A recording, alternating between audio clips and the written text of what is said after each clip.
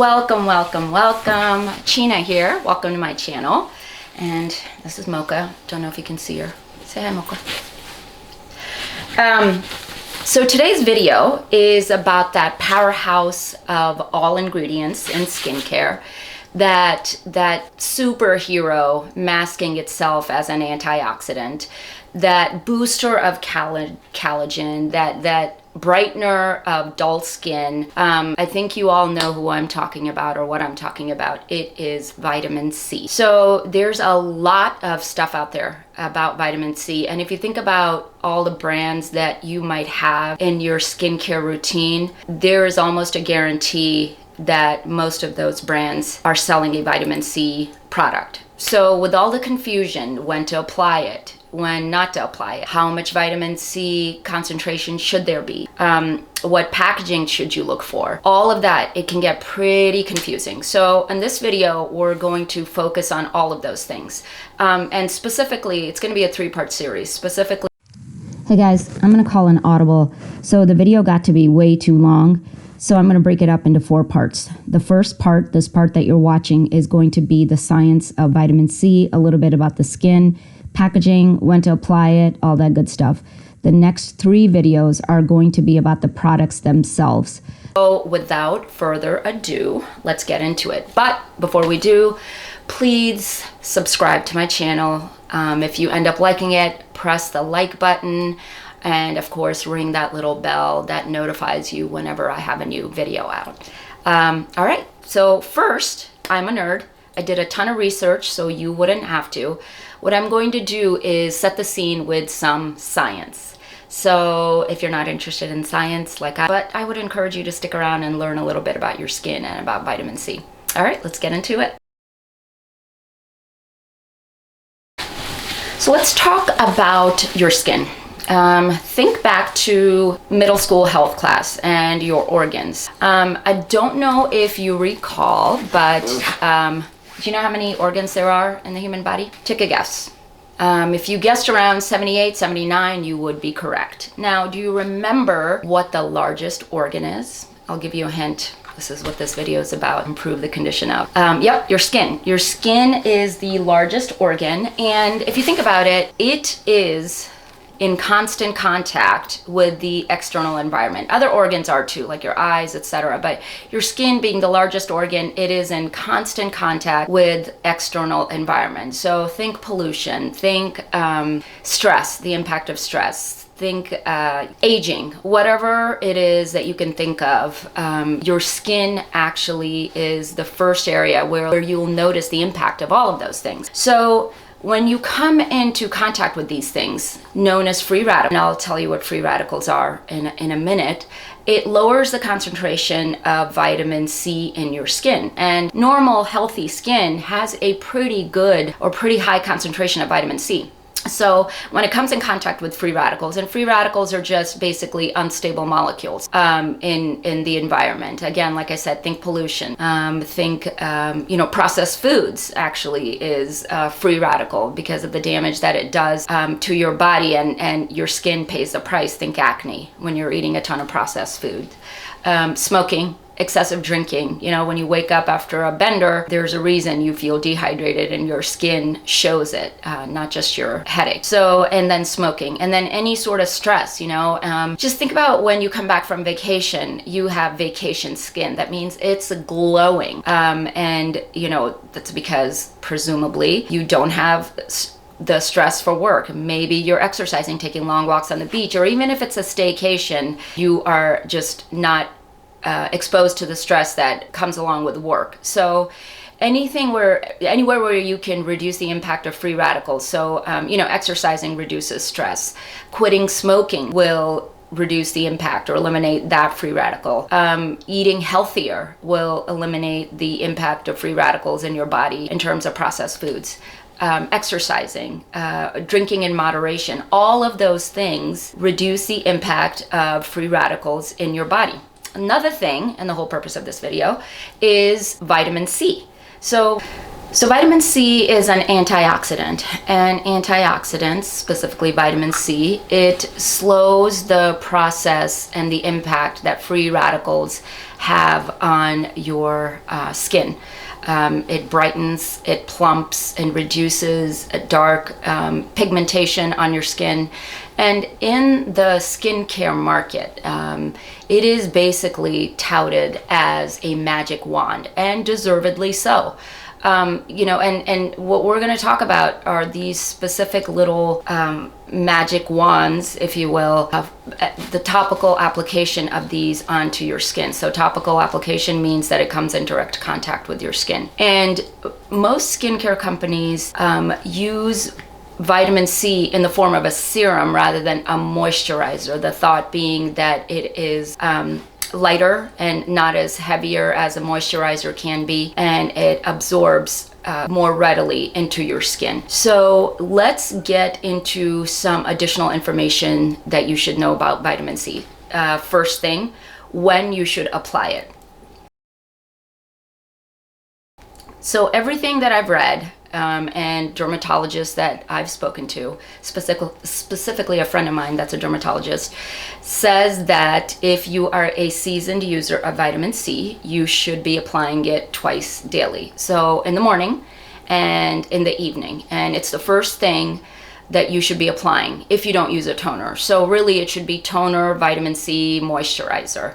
I don't use a toner. I know, shocking, but I, you know, as soon as I get out of the shower or wash my face when my skin is still damp, I will dab on vitamin C.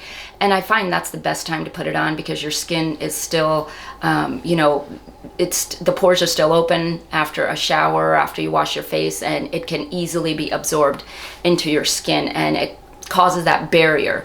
So essentially not allowing any of the moisture to leave your skin. And that's why they say put vitamin C on first. If you are a brand new user, the recommendation is that you use it only once a day. Or you can even, if it causes irritation, say you start applying vitamin C and you note that there's a little bit of tingling or that you develop, you know, irritation, back off. Don't use it obviously twice daily. Maybe use it once every other day, or what have you, whatever your skin needs.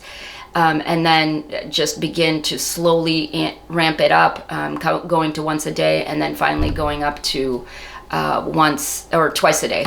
Also, start out, if you're a new vitamin C user, with lower concentration of vitamin C's. So the highest concentration that I've seen is 23% vitamin C, and I've seen as low as 5%. So maybe if you're a new, you know, new to using vitamin C, use the lowest concentration that you can find, and then work your way up. So that is when you should apply. And how much you should apply, usually it's a pea size. Sometimes I feel like I need more, you know, and sometimes, you know, it just depends. I've been using vitamin C for a long time. I don't feel the impact. Actually, that's a lie. I'm going to show you one product where I still actually feel the tingling. And we'll talk about that in a bit, but I apply it twice. I apply a little more than a pea size, and then apply my moisturizer on top of it. So that's a recommendation as to how and when you should apply it. Next, let's talk about packaging of vitamin C, because it is very, very critical.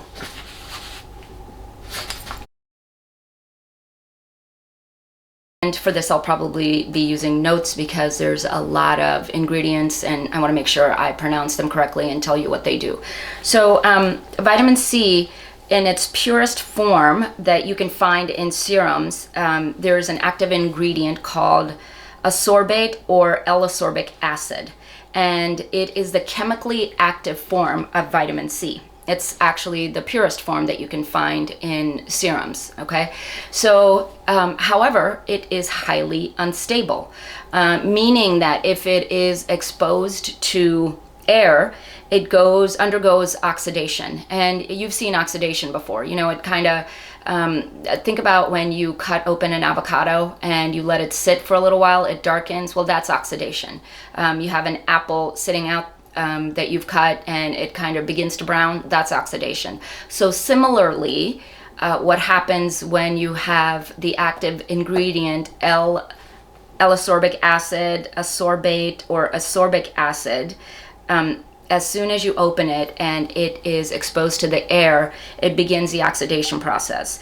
And, not only does it become potentially ineffective over time, so the more it's exposed to air, the longer you have it, the more ineffective it becomes.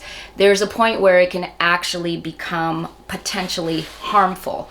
So one of the things that companies do is they do want to use this active ingredient because it is so good, because it is so potent. But what they do is they put other ingredients with it so that they can stabilize the L-Ascorbic acid.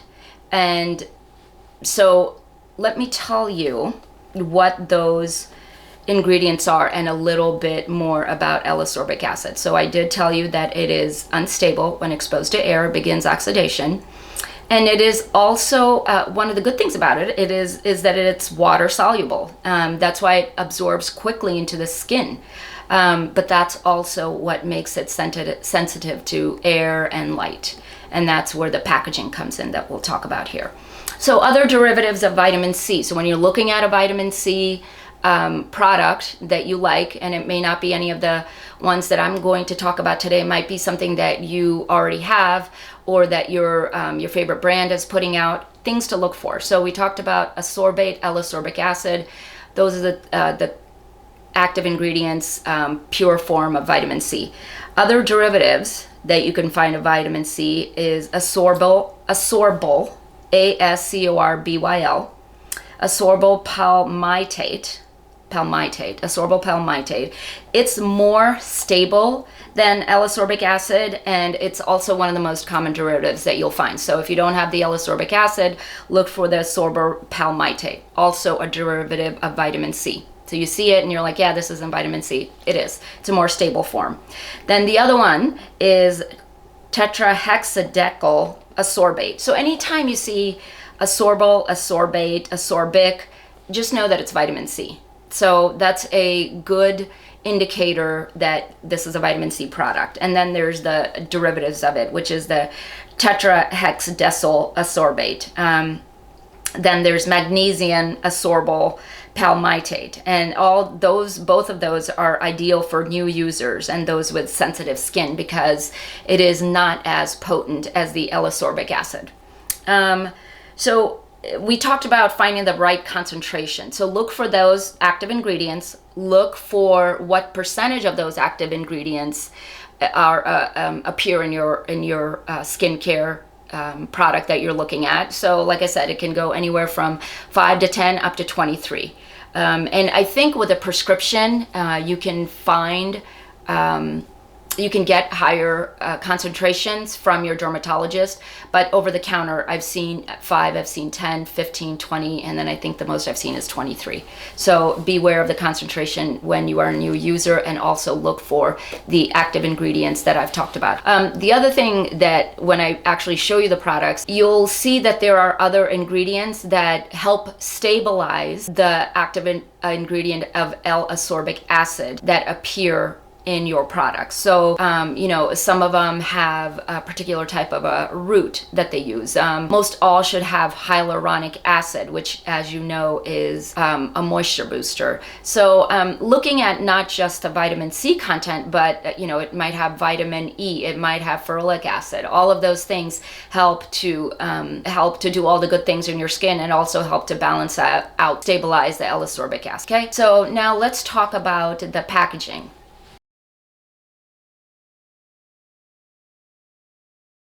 We are now going to talk about packaging.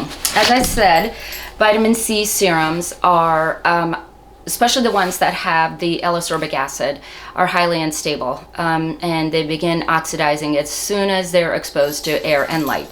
So it's unfortunate, but most of the vitamin C, good ones even, are packaged in a very similar manner, i.e. a dark bottle, hopefully, that's opaque, that's either, or if it's not completely opaque, then it's either deep amber or blue in color, and it comes with an eyedropper. Now, we talked about the exposure to light and air. So if you think about it, as soon as you unscrew that, you get the topper out, your serum has now been exposed to both light and to air. Some of the best serums have this issue, so what you should look for are serums with pumps, serums that come in opaque bottles that don't have a dropper, that have more of a closed system, if you will. And I know Drunk Elephant has a pump, sort of a dispensing thingy. It's a technical term, dispensing thingy. But there are other products that have that as well. So look for that. And I know one of the things that I'm going to show you, The Ordinary has a plastic a plastic container or plastic tube, so that takes care of the light portion, and it's squeezy. So yeah, there's a little bit of air that the product gets exposed to when you open up the cap and squeeze it out, but it's not as much as the dropper dispensing mechanism. So just be aware of that. The oxidation process begins. You know, some of my favorite ones that I'm going to talk about have the dropper system. I just know that I am vigilant about the smell, I'm vigilant about the color, I'm vigilant, you know, about the consistency, any changes. And since I do use it religiously, vitamin C serum, I do apply it morning and evening. I go through them very rapidly, fairly rapidly. I would say that has not been an issue so far with me personally in serums that I like. So that is a little bit about packaging. Next, let's talk about... So this is where I'm going to end the video, guys. Click on the next video in the series, and we'll begin talking about the 5 products under $30.